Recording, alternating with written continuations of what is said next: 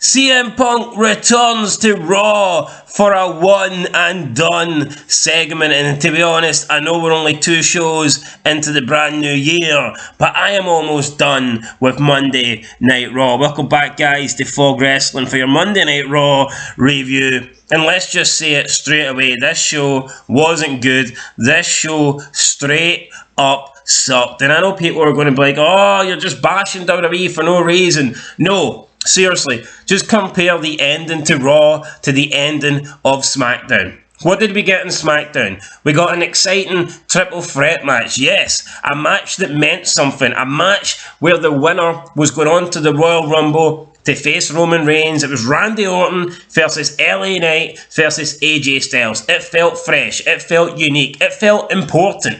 And then at the end of that match, we have the Bloodline come out, beat them all down, good ending to SmackDown, and then you get Nick Aldis making the announcement that, right, Roman Reigns, you want to play these games? Well, here, play this game. How about you play a Fatal 4-Way at the Rumble? That's a good ending to SmackDown. What do we get on Raw? With 40 minutes to go, we get Nakamura coming out, and it's Nakamura versus Cody Rhodes, and just a long, boring match. We've seen these guys so many fucking times. Nothing at stake here. We know that Cody's going to win, but it doesn't matter if Cody wins. It doesn't matter if Nakamura wins. It just does not matter. It's a match that means absolutely nothing. And in the end, I mean, Cody Rhodes does win. Did we really need 40 minutes and 3 commercial breaks to know that Cody was going to win this? Just a long, drawn-out, boring fucking match. And I want anyone to tell me this Raw ending is better than SmackDown, because if you think that, then you're talking shit, man. Seriously, that this was boring. And the whole show was boring. We start with Drew McIntyre. He comes out, talks about his title, that match last week, cries about being screwed, this and that, talks about Seth, talks about Cody, talks a little bit about CM Punk. Said that Cody had magical political powers. I hate when they break kayfabe. It's like they do it all the time now. When was the last time? Why can't we just have people that stay in kayfabe? Why can't we have people that remain in character? All this political powers, backstage stuff. Then Drew cried about maybe he should leave for 9 years, and then people might cheer him like CM Punk. I mean, come on. Drew, you could leave for 1 year, 9 years, or 90 years. Just, you're not that good, alright? And as a fellow Scotsman, I want to like you. I want to say you're great. I think there is a role for Drew McIntyre on the card. Absolutely. I think he's needed in the company, but he's just not a top guy. He's not a fucking top draw. Is he a main eventer in terms of, can he be in main events and compete for titles? Yes, but he's not the star of the show. He never will be the star of the show. So CM Punk comes out, says we're in Piper country. He's a little disappointed that McIntyre didn't wear a kilt. He says that Piper is a legend for talking. CM Punk is a legend for talking. And Drew McIntyre, all he's done since Punk came back is talk too much. And he said he's going to stand it here. So if Drew's got anything to say to his face, then he can. He then hops up on the turnbuckle. We've seen this before. I'm pretty sure his wife done it. Then Drew was like, the floor is mine. He says, congratulations. There's people that have got bets on you in the back, how long you'd last. And he says that, you know, you're costing a lot of people a lot of money. CM Punk says that's good. Again, breaking kayfabe here. Drew McIntyre is talking about CM Punk's history and how he seems to rub people the wrong way, how he seems to not stay in companies, AEW, walking out on WWE, all this stuff. But again, it's breaking kayfabe. Why can't we get something? Why can't we get a storyline? Why can't we get something interesting? You know, I just don't get it. Drew McIntyre, why can't he talk about why CM Punk isn't going to win the Rumble and how he's been screwed out the title and that no one's going to get the title until he gets it or something like that? Why are we talking about backstage and CM Punk's political behaviour and CM Punk, whether he's a nice guy or a bad guy? Drew McIntyre just continued to bash Punk. Punk then says to Drew, if as far as being a demon, I'm not. If you push me, I'm not a demon. I'm Satan myself. That was a pretty good line. Punk said he's not here to win. He's not here to make friends. He's here to win the Royal Rumble. And that's basically it. And then he says, since I'm such a nice guy in the Royal Rumble, I'm going to throw you out last. I mean, it wasn't a bad start to Raw, but again, just the constant bringing up non-kayfabe shit, you know, like bringing up political power and CM Punk's history and this and that. I mean, I just don't like it, you know, it doesn't make fucking any sense to me. It's got nothing, you never seen this back in the day, and I know no one broke character back in the day and they kept the business legit, but I mean, the wrestling's went downhill since they talk. I mean, basically, what they do now, like seriously, what the wrestlers basically just admit that it's fake. That is what they do. They admit that it's fake. They admit that whoever wins and loses is basically down to backstage politics. That's almost, even when you see Triple H at the end, he flat out comes out at the end of like pay-per-views and he's like, yeah, we make this shit happen. I book this, I book that. These guys are working together. He makes it. Wrestling's dead. Wrestling's dead, man. Finn Balor with Priest versus Tommaso Ciampa with Gargano. Finn Balor loses to Ciampa. This match was too long. There was a break in the middle. Then we got a Becky Lynch promo. This sucked. She just says she had to go to the hospital. She says that so either Nia is getting weaker or Becky is getting stronger because it didn't take her as long to come back for this injury. And she says that, you know, this is just the beginning. She's just getting started. The promo wasn't good. I wish you'd stop it. Up next with Kofi Kingston versus Ludwig Kaiser. I mean, this was pretty good. Double count out, and then Ludwig Kaiser decides to just destroy Kofi Kingston, beating up Kofi Kingston. He blames Kingston for Imperium not being there. Maybe Gunther isn't there because Imperium suck and they keep losing. And then Kofi last week took out Giovanni Vinci. And then after the match, we caught up with Ludwig Kaiser backstage. He started yelling at Jackie Redmond, and he says that Kofi Kingston's to blame for all of this. He took Vinci's head, so Kaiser tonight decided to take his. And I liked this. It was Ludwig Kaiser showing a bit of passion. A bit strange, though, to see a man in 2024 being so aggressive and yelling like this in front of a woman. And yeah, I'm surprised they done this. And that's sad that that's the state that wrestling's in. But pretty much all wrestlers now have to act like cucks. They have to act like beta males. But Ludwig Kaiser, in this little backstage segment, you know, he was being really aggressive. Maybe not necessarily to Jackie Redmond, but he was being like extremely aggressive in her presence. And I don't know, I kind of like that. So little things in life, I guess, that you like. Michael Cole then brought out Nia Jax, speaking about how she beat Becky Lynch. I mean, nobody fucking cares. Rhea Ripley came out, says that keep my name out of your mouth, and you know, you're not going to be the champion because I'm the champ, whatever. Then Nia says that the only reason you're still champ is because you're too scared to give me a one-on-one match. And after I win the Royal Rumble and I squash 29 other women, you're going to have no choice but to give me a match for the championship. I just don't like Rhea Ripley, don't like Nia Jax. But I thought Nia Jax was actually okay in this promo. I would say this is one of her best promos. I thought she'd done not a bad job. Then we got Katana Chance and Kaden Carter versus Chelsea Green and Piper Niven. Chelsea Green's too good for this shit. Chelsea Green's too attractive for this shit. I mean, look at who she's sharing the ring with, for God's sake. Piper Niven comes off, hits a splash off the top rope, lands on Chelsea Green by accident, and that was that. Champs retain. R-Truth then had a tribute to the Judgment Day. Don't really care. Judgment Day, whatever. It was like one of those wee video vignettes.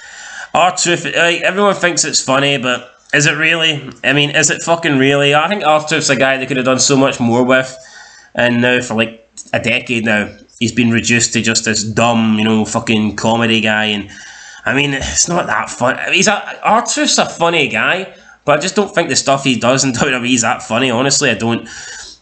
Then we have Judgment Day arguing backstage. Rhea Ripley basically says that you guys need to take care of Truth, and that's it really. Priest wants to get his hands on McIntyre. Priest tells Rhea that you need to keep an eye on Nia. Then we get The Miz versus JD McDonagh. Miz beats JD McDonagh Nobody cares. Let's just move on. Seth Rollins, Jinder Mahal segment up next.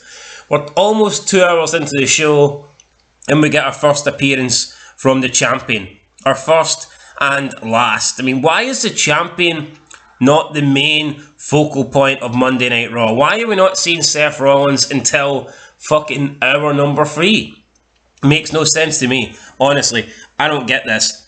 Rollins came out, talked about how he's a visionary, a revolutionary. The crowd are chanting, oh, and it's like, it's fucking grown men. There is grown men in this crowd, and they are singing along, they're chanting along, they're doing the whole hand movement, orchestrating the Seth Rollins theme, and essentially, they are singing their hearts out to some fucking goofball that comes out dressed like a faggot, man. That's exactly what they're doing here. And it's like, what the fuck? How can you make an idiot of yourself? I just don't get this. I mean, back in the day, we had Stone Cold Steve Austin, a badass that came out and drunk beer, beat up his boss. We all wanted to do that. We all lived vicariously through Stone Cold Steve Austin, and when Stone Cold came out, we cheered. There was a pop. The hands went up in the air. We're going, yeah, come on, like, you know, Steve. But when Rollins comes out, it's just so fucking gay. Everyone's like, oh. It's like, what the fuck is this? Why? Why would we care? Why do we care about this guy? He's a fucking loser. He talks about how he's made this belt the best belt in wrestling. This belt's irrelevant. What has he done? What has he done? He's had a 4-month feud with Finn Balor. He had a 4-month feud with Nakamura. None of the matches were memorable. None of them main evented. It's like 8 months. The guy's had the belt for like 8 months, and it's been horrible, man. Gunther's IC title reign's been better. Honestly, Seth Rollins. Jinder Mahal comes out, and I can't believe I'm saying this. I would put the belt on Jinder. I would swap it. I know they're not going to. I know it's never going to happen. But Jinder, I think, would be a better champion than Seth Rollins. And then Seth Rollins basically just said that, Jinder, look, The Rock buried you last week. And I'm not The Rock, so I'm not capable of burying you, so whatever. It just wasn't very good. Jinder Mahal, Seth Rollins get into a bit of a brawl. Mahal escapes the ring. And I think we're going to get a title match next week between Seth Rollins and Jinder. Do not hinder the Jinder. Alright, 5th match. Otis in the Alpha Academy. Taking on Ivar with Valhalla. Ivar wins. Is it just me though, or have we seen this match like multiple times now? And I know they're all big and fat and shit, but Bronson Reed, Otis, and Ivar, I feel like we get this match every single week. And I'm sick of it. Like, what is the fucking point? Oh, you're fat, let's have a fat match. I mean, is that what we're doing here? 2 fat guys in the ring? Like, why the fuck can't we just have Maxine Dupree at ringside in lingerie or an evening gown or something? Come on. Come on! I don't want to see 2 big fat overweight fucks wrestling. I don't give a fuck about Otis. I don't give a fuck about what the other guy's called. I want to see hot women, right? Give us hot women or give us stars like The Rock and Stone Cold Steve Austin. If you can't do that, then I'm not interested in your gay shit. I'm not interested in Seth Rollins. Oh, I'm not interested in all this fucking shite, man. People trying to act tough. Oh, Drew McIntyre. Oh, you play political games. I'm going to leave the company for 9 years. Fuck off. I'm the sexy Scotsman. Nah, mate, you're shite. You're fucking shite. Like, you look at the network. No, seriously, you look at the network, and they always do these, like memorable moments, celebrations. You look at the specials that they do, and they're always looking at like the top moments of back in the day. And like the wrestlers, these current wrestlers, they're always in awe of the past stars. They are. No one is going to feel that way about these guys, alright? See the way these people feel about the Hogans and the Rocks and the Takers? Nobody is going to feel that way about these guys. These guys won't be memorable. Do you think, how could you could talk about, you look at all the wrestling legends like Undertaker, The Rock, Stone Cold, you could easily do like a show, top 50 moments of these guys. Look at the wrestlers today. How could you do top 50 moments of Drew McIntyre? Oh, he won the belt in an empty arena for Brock Lesnar. Who gives a fuck? Who gives a fuck? The best thing Drew McIntyre did was get announced as the chosen one by Vince McMahon. That's probably the best thing Drew's ever done. Seriously, man.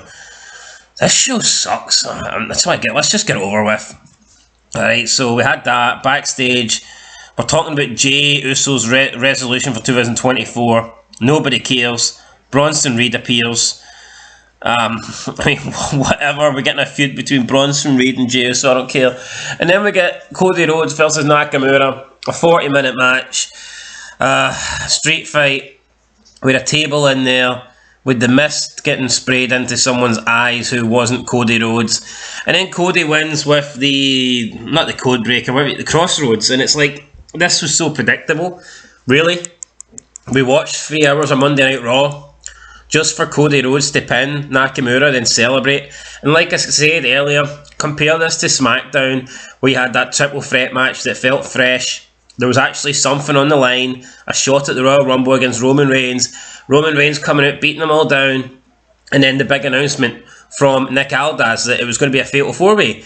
What was the big announcement on Raw? There was no big announcement. Cody Rhodes won, and he celebrated on the top rope, and the show ended. We fucking knew that was going to happen. We knew that was going to happen. This show's bad, guys. I don't know how people can keep defending this and pretending it's great. Wrestling's not great, alright? Wrestling is fucking not great. It's not. And Monday Night Raw is arguably the worst show on. It is boring. It is fucking... There's no stars, man. There isn't. The reason... The Rock can just come back and break records without breaking a fucking sweat. Nobody else can do that. These guys suck. These guys fucking suck. They're not interesting. They're not over. They're not stars. Nobody cares about them. In 25 years, we're not going to be viewing these guys as legends. And you could never put anybody here in the same category as like a Rock or Austin. Or a Triple H. Or a Shawn Michaels. Or anyone. A Taker. The roster sucks. Wrestling sucks, guys. I'm not going to talk about it anymore. What did I like about tonight? You know what? I like Ludwig Kaiser. I thought Ludwig Kaiser done a good job of beating down Kofi in his wee pre-match thing. The Drew Punk promo was not bad. Main event, my guess was just too long. It was boring though. It was boring.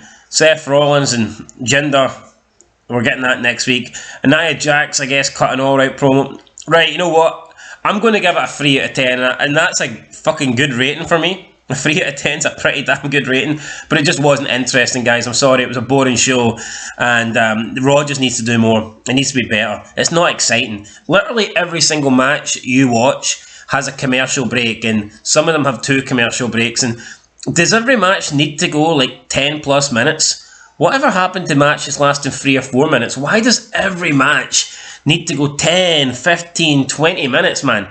It's unbearable. It is fucking unbearable. Anyway, guys, let me know what you think down below. I'm giving it a 3 out of 10. One step closer to the Rumble, but what did we really achieve tonight? What, did we find out? What really interesting happened? Nothing. Nothing. We already knew Drew and Punk were going to be in the Rumble. We already knew Cody was going to beat Nakamura. I mean, we already knew Nia Jax was going to be in the Rumble. There was nothing interesting tonight. Nothing at all. And yeah, I'm giving it a 3 out of 10. And I do feel like I'm being very generous with that score. So that's it, guys. Let me know your thoughts down below. I'll catch you in the next one. This Raw was a tough watch. Yep. Till next time. Peace.